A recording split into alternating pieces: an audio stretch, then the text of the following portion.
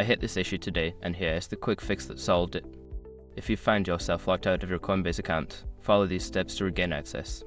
Step 1. Visit the Coinbase login page. Go to the official Coinbase website and click on the Sign In button. This will take you to the login screen where you can start the recovery process.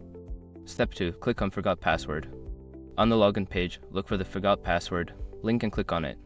This will initiate the password recovery process. Step 3. Enter your email address. Input the email address associated with your Coinbase account. Make sure it is the correct one to receive the recovery instructions. Step 4. Check your email. Look for an email from Coinbase with a password reset link. Click on the link and follow the instructions provided in the email. Be sure to check your spam folder if you don't see it in your inbox.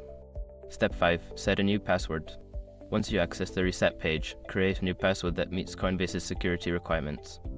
Make sure it is strong and unique to enhance your account's security. If you encounter any issues during the process, such as not receiving the recovery email, try using a different browser or checking your email settings.